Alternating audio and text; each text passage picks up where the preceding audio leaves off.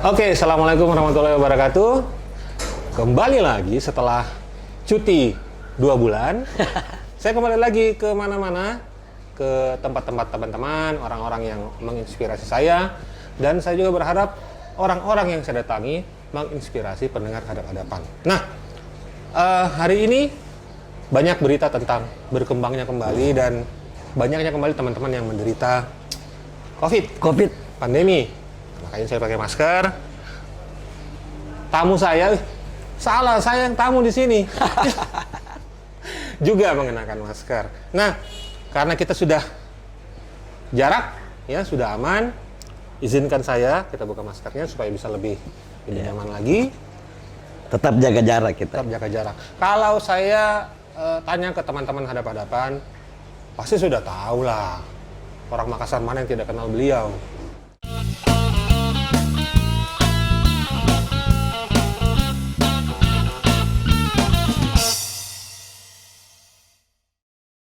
Ya, Pak D.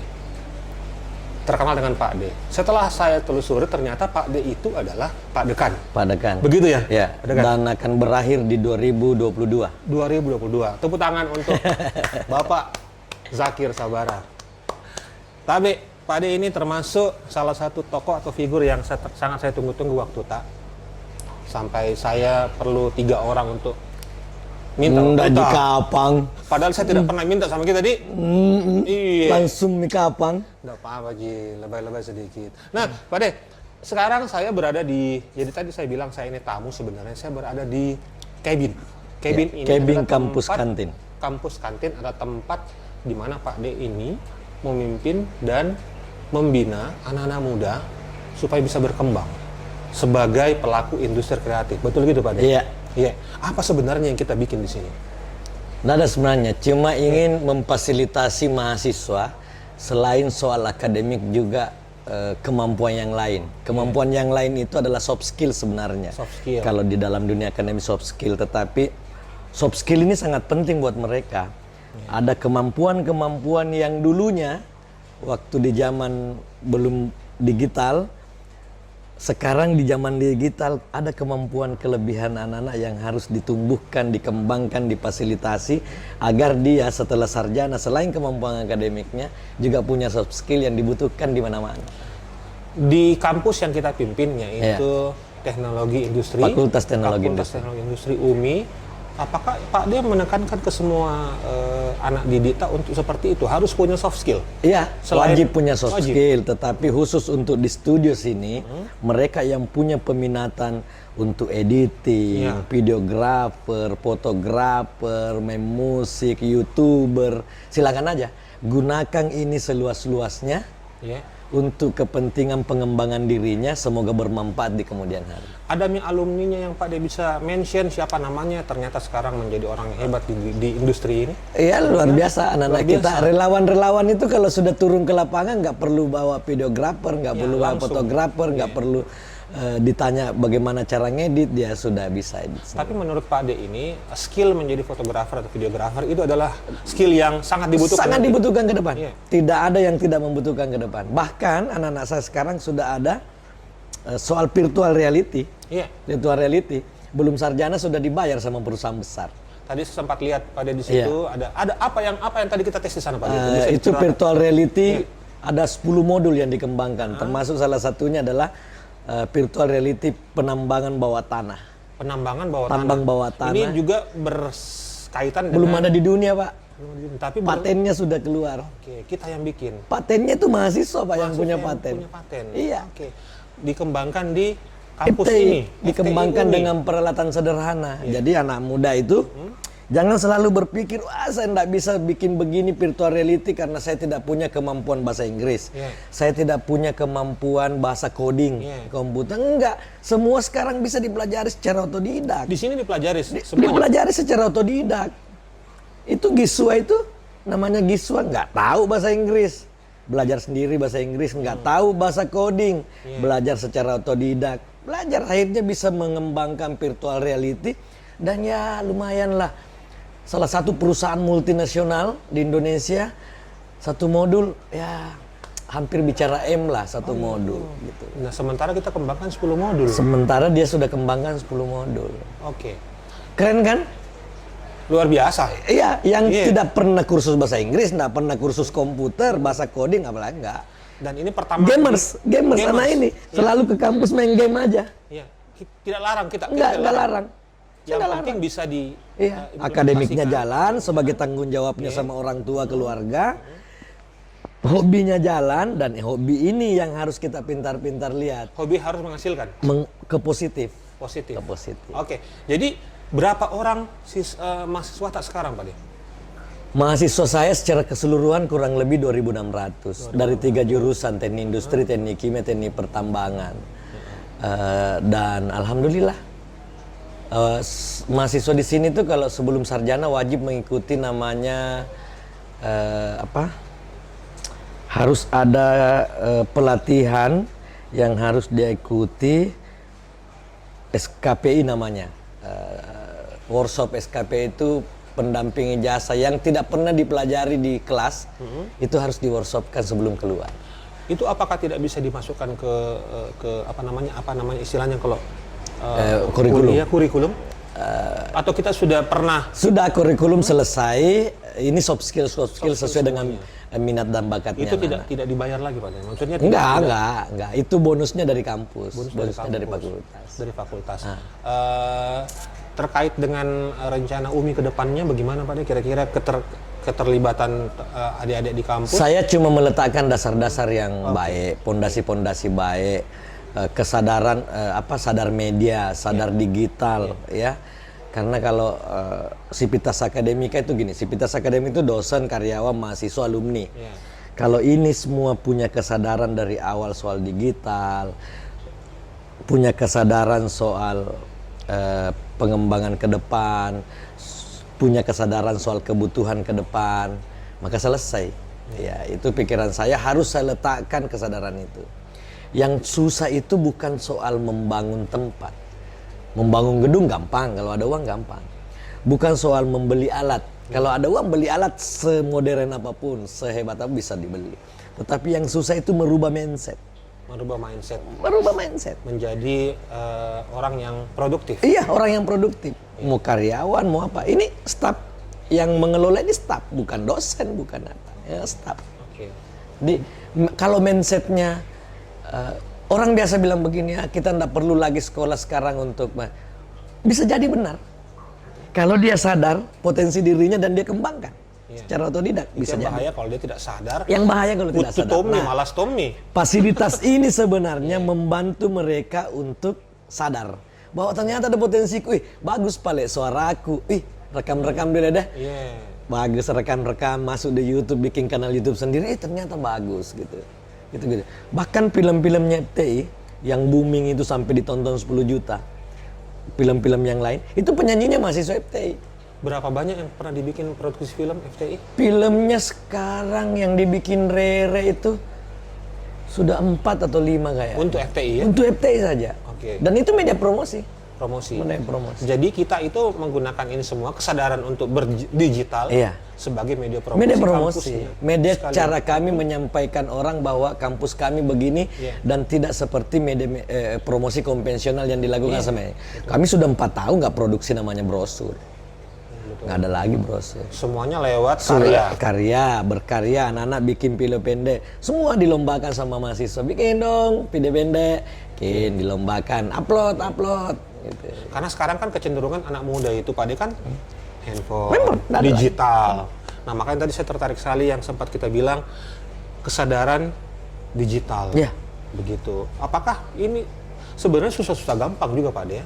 Untuk meyakinkan orang anak muda untuk jadikan itu kebiasaan tak menjadi hal yang produktif. Ya, pertama kita sebagai pemimpin dulu. Iya. Kalau pemimpinnya tidak sadar digital, tidak sadar era perubahan zaman, ya mungkin nggak berat. Karena kadang-kadang kan anak-anak itu tidak dengan kata-kata dia ikuti kita, tapi contoh.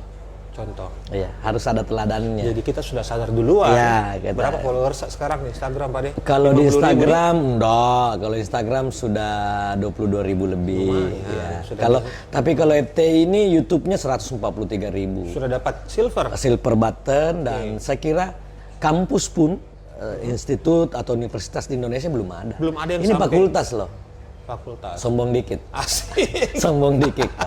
Fakultas teknologi di Indonesia yang punya subscriber hampir 144.000. Kalau di ranking di dunia kampus ya, bukan fakultas, mungkin ranking 6 sedunia. 6 sedunia. Siapa di atasnya, Pak De? Kita Ya, ingat. Columbus University gitu-gitu. Ya, saya juga sangat surprise sebenarnya pada saat saya pertama kali ke tempat ini, Pak. Di beberapa bulan lalu saya datang ke sini. Sebenarnya beberapa tahun lalu sudah lihat ini dan ada beberapa foto. Ada kantin kampus yang dibikin dari kontainer. Yeah. Ini juga di Makassar pun saya rasa pertama kali pada ini. Nah, membiasakan anak didik mahasiswa untuk menjadi pribadi yang kreatif. Pak De mencontohkan. Saya sangat percaya Pak De mencontohkan sangat baik gitu. Tapi untuk bikin mereka tetap produktif. Apa sebenarnya kiat-kiat dari kita? Sederhana sebenarnya, kita berteman aja dengan mereka. Jadi jangan ada batas. Saya dekan, dia mahasiswa, nggak ada itu. Dekan di ruangan saya. Setelah keluar dari ruangan saya, ya itu tadi lihat cara saya kan. Nah, cuma memang perlu memahami karakternya, karena karakter saya itu adalah di sini ada karakter anak teknik. Kita di tamatan mana, Ki? Saya di sini. Di sini juga. Ya, saya S1 di Teknik Kimia, S2 di TS Surabaya, S3 di Brawijaya. Karakter anak teknik itu berbeda, anak eksakta itu berbeda. Anak eksakta saja sesama anak eksakta berbeda. Misalnya anak MIPA, anak teknik, anak pertanian perikanan itu agak berbeda. Anak farmasi, anak FKN itu berbeda. Ini anak teknik loh. Berarti karena saya harus memahami psikologi anak teknik. Nah makanya kalau orang mungkin dengar saya, cilaka. Cilaka. Mungkin kalau orang lain dengar, kasarnya itu dekan. Tapi itu ketawa itu masih kalau saya bilang begitu. Buat mereka bahasa sehari-hari sebenarnya. Cilaka, pakai maskermu. Kalau kau jangan kena, tidak ada masalah. Kalau kita ketawa itu. Tapi kalau saya sopan sama dia, Dek, maskermu Dek. Dia malah ketakutan. Dia kira kau marah. Begitu. Tak balik-balik. Tak balik-balik hidupnya mereka memang. Nah makanya dari cara berpikir tak balik itu saya bikinkan tempat nongkrong yang bisa selonjoran, bisa tidur, lihat terowongan tadi kan? Iya. Bisa baring, main laptop, macam-macam. Saya sempat juga lihat beberapa kunjungan terakhir sebelum ini waktu ke kantor itu malah mahasiswa tak bikin face shield. Saya lihat itu bikin face shield, tidur di lab, ada tempat. Tidak dilarang sebenarnya. Tidak dilarang. Karena itu menemukan atau membangkitkan atau mensupport passionnya anak-anak. Jangan dibatasi, jangan diatur, jangan terlalu banyak kita bilang jangan. Ada ide bagi kerja maka. Soal nanti selesai kayaknya bagus begini deh. Misalnya pesil, kayaknya bagus kayak ini, kurang-kurang sini ya. Itu baru masukkan gitu. Biarkan aja dulu berkreasi, mau salah mau benar itu urusan belakang. Jangan dulu dari awal harus perfect apa, nggak usah. Berkreasi dulu. Karena kalau langsung kasihan dipatahkan dari awal, turun semangatnya. Betul. Bikin dulu deh. Makanya dia bikin masker, dia bikin pesil, dia bikin densonin, macam-macam dia bikin. Jadi, nah nanti setelah bikin jadi kita diskusikan sarannya gitu. Iya. Waktu tadi sebelum kita tag syuting begini Pak De. Jangkor ribut situ saya jago itu kan. Jangkor ribut situ saya jago. Ketawa tuh kok. Ketawa. Iya. Nah, Pak De kita keluar sedikit dari masalah kampus. Pak De ini terkenal juga sebagai salah satu orang yang dekat sekali sama influencer atau selebgram. Iya. Itu bagaimana hubungan tak sebenarnya dengan Sukri? Kemarin yang ulang tahun ada Brocil dan lain-lain. Dari dulu sebenarnya hubungan emosional terbangun. Cuma terakhir kan dia bikin organisasi. Oh, oke. Awalnya dulu, saya kan melihatnya gini. Anak Makassar itu punya potensi sebenarnya luar biasa. Yeah. Cuma kadang-kadang karena militansinya anak Makassar tinggi sekali, makanya terkadang dia bersaing tidak sehat. Oh, okay. Kan gitu kan? Iya. Karena kan anak Makassar itu kan memang kreativitasnya tinggi, militansinya tinggi. Mungkin karena sering makan ikan ya. Nah, proteinnya ikan kan tinggi sekali. Jadi daya dobraknya tinggi. Nah, saya melihatnya dulu kalau dia bersaing bukan berkolaborasi, maka dia satu persatu akan tenggelam. Nah, akhirnya kita dulu sering ketemu, jangan bersaing. Makanya awalnya tuh namanya laki-laki penghibur. Semuanya? Iya, mereka itu saya gelari laki-laki penghibur. Bikin mau ke grup laki-laki penghibur. Maksud saya gini, misalnya Abu Tuming, padat sekali acaranya. Tiba-tiba ada orang yang mau mengundang. Abu Tuming bisa aja bilang, bagaimana kalau Sukri Basitoeya mau, karena saya lagi ada acara. Bagaimana kalau Doyo Jarot mau, bagaimana kalau Ikram mau, bagaimana kalau Muiz mau, Om Yayat mau gitu. Bagaimana kalau Brocil mau, gitu. Jadi saling mensupport dia. Ataukah mau semua saya semua gitu atur gitu. Jadi akhirnya ada organisasi namanya PASKI. Persatuan Artis Komedi Indonesia. Ya, saya dengan Deng Ical salah satu termasuk pembinanya. Itu PASKI seluruh Indonesia? Seluruh Indonesia, cabangnya ada di Selatan. Ketuanya Male. Abu Tuming. Nah, itu. Jadi akhirnya mereka sekarang solid berkolaborasi, saling berbagi, dan rezekinya alhamdulillah sama-sama naik. Iya, betul. Jadi tidak perlu di era seperti sekarang jangan bersaing. Yang perlu adalah kolaborasi. Kolaborasi. Kenapa kolaborasi? Mereka ini konten kreator masing-masing punya kelebihan. Masing-masing punya penggemar. Masing-masing punya followers. Jadi nggak perlu bersaing kan? Malah kalau dikolaborasikan semakin besar semakin kuat. Dari beberapa konten kreator komedian yang ada yang kita bersama-sama sampai sekarang, saya sempat dengar kabar bahwa ada tuh orang yang kita ambil, kita bentuk dari bawah, kita rekrut supaya bisa menjadi tanda kutip lelaki penghibur yang kita bilang, seperti Brocil. Bagaimana ceritanya? Brocil memang dari awal dia kembangkan dirinya dari Sopeng, terus masuk orang Sopeng masuk ke sini. Terus saya minta anak-anak backup, bantu dengan segala kelebihan dan kekurangannya harus di backup. Sama misalnya Cuke, lelaki tampan gitu ya, dulu dari Bone, sudah mulai terkenal dari Bone. Saya minta tolong sama teman-teman, tolong dong orbitkan itu, kayaknya enak nih, ada lokal konten gitu ya.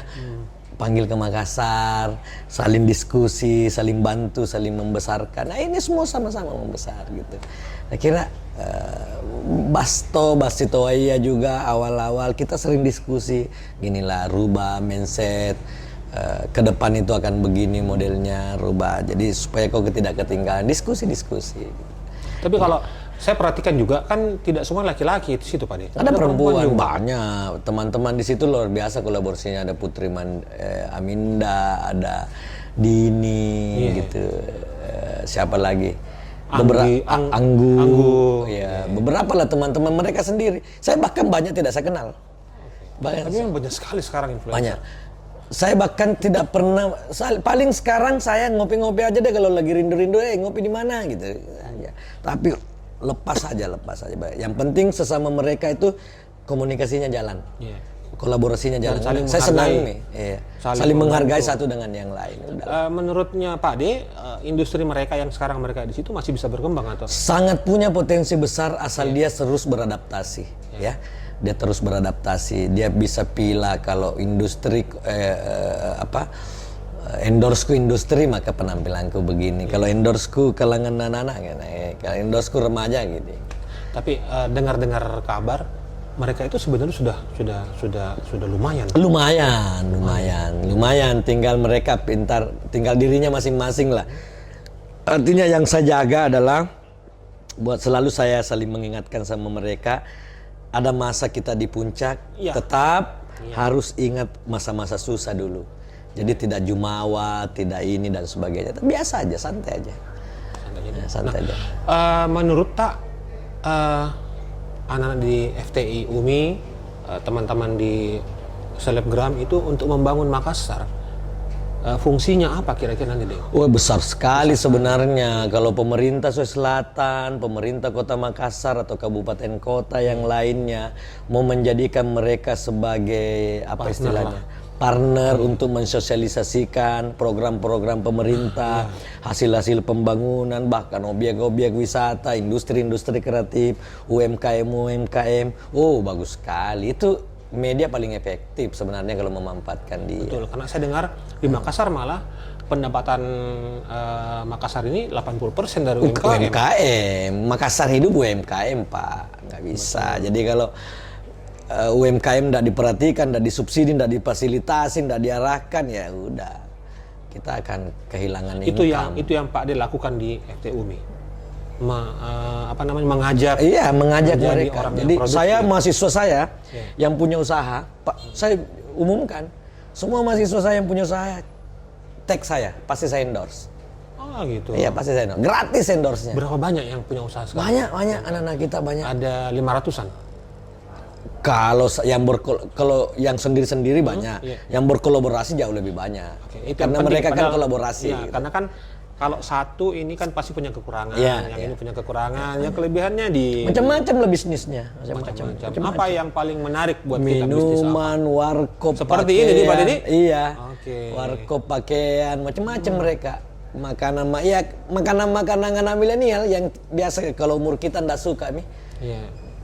Itu. Oke. Nah itu memang yang diperlukan Ya. dari. Didesainkan juga di sini. Oh desainnya juga. Didesainkan di sini. Itu lu biasa desainkan. Kalau ada yang minta tolong desainkan Kak, bagaimana nih posternya, bagaimana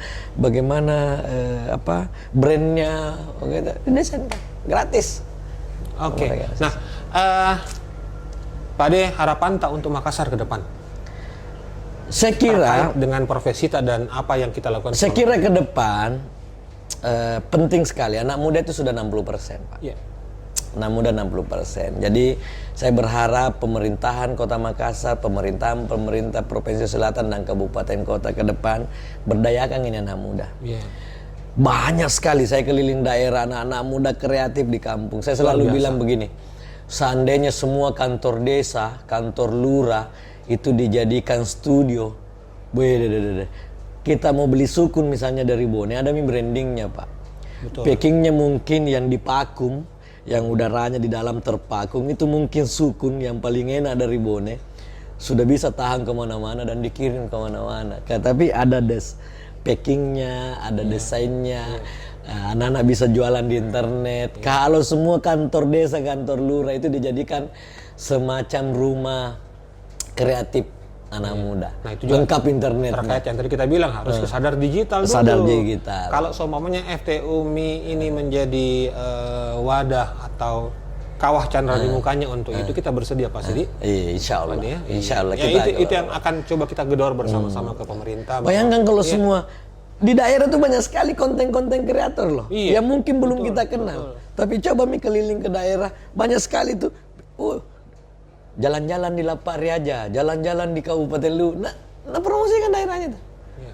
Nah kalau itu dibangkitkan, diajari videografer, diajari editing, diajari desain, objek wisata di kampungnya itu dia bisa promosikan dan menghasilkan. Betul. Nah, Jadi uang berputar di daerahnya masing-masing. Itu yang kita harapkan terus berkembang. Itu yang Pak, kita ya? harapkan sebenarnya. Lokal konten itu diangkat. Iya. Konten kreator lokal juga diangkat. Jadi banyak sekali kan anak-anak muda itu spot selfie, video selfie. Iya. Nah, spot-spot itu banyak sekali dikembang. Kok coba kayak Indre Kang. Iya. Lampu-lampu saja yang untuk hama bawang itu jadi objek wisata. Iya. Ya kan? Karena kemampuannya dia mengeksplor kan. Fotografer, foto, video. Nah, ini yang harus dikasih anak-anak. Kalau perlu bahasa coding agar dia bisa bikin program sendiri di kampungnya. Mungkin sistem pelayanan di desa sudah pakai berbasis layanan digital karena dia punya kemampuan bahasa coding yang dia bisa ciptakan program di desanya sendiri sesuai kebutuhan. Sebagai dekan FTUMI pasti kita sudah coba mengajak ya, Iya.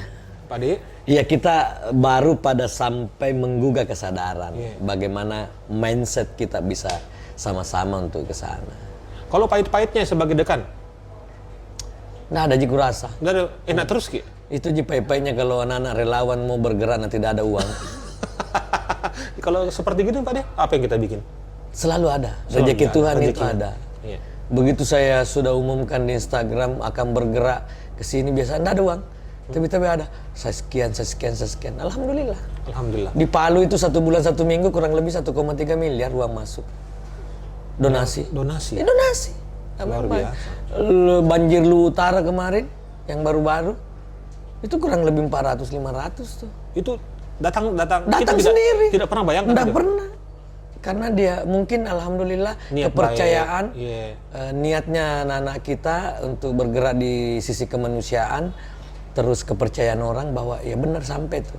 Kayak COVID ini kurang lebih 1,5 miliar donasi. Karena saya pernah kita pernah ngobrol-ngobrol Pak De, kita bagi-bagi masker segala macam. Bagi masker. Nilainya sudah 1,5 miliar. APD, hand sanitizer, disinfektan, ya kurang lebih 1,5, 1,6. Wah, luar biasa.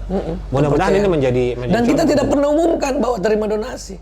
Satu-satunya tapi yang kasih donasi juga tidak masalah, Ji. Nggak masalah. Tapi kita umumkan pertanggungjawabkan kita pertanggungjawabkan secara digital juga. Kita bikin videonya. Oke. Luar biasa.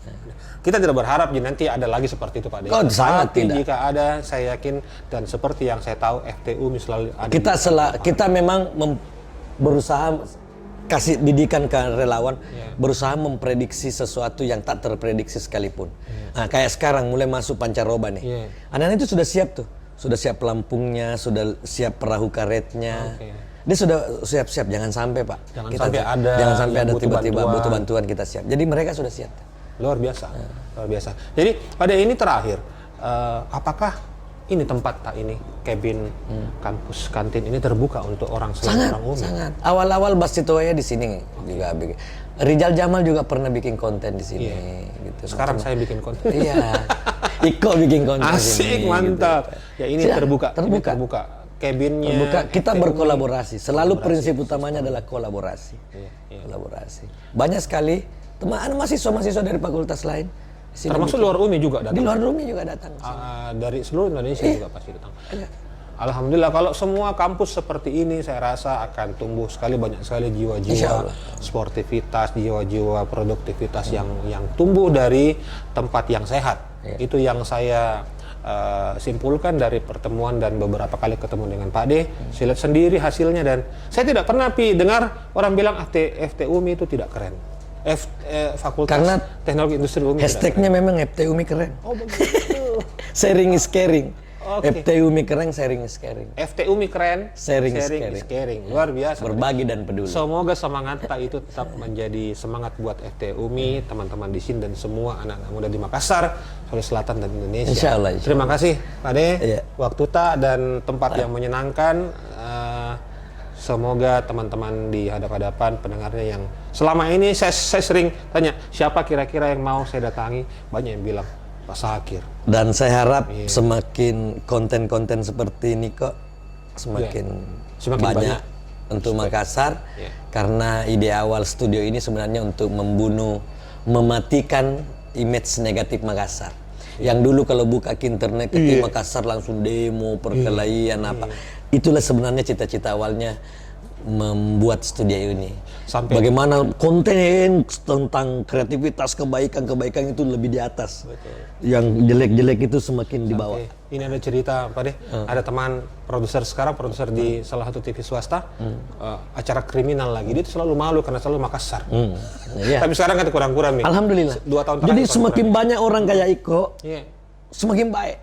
Semakin banyak studio anak muda di Makassar semakin baik, bukan saingan. Semakin banyak konten kreator lain semakin baik. Karena yang dimunculkan adalah kebaikan-kebaikan. Siap. Semoga makin banyak Sukri dan Adi, Tuming Abu, Doyo Jaro, Arif Brata dari gua itu, gitu, Muiz, yang muncul dari Cuke, gitu. Makassar. Sakaribo yang sudah di hack. Di hack Instagramnya. Terima kasih sekali lagi Pak De, waktu tak. Assalamualaikum warahmatullahi wabarakatuh. Waalaikumsalam warahmatullahi wabarakatuh. Sampai ketemu lagi. Nah, minum dulu kok.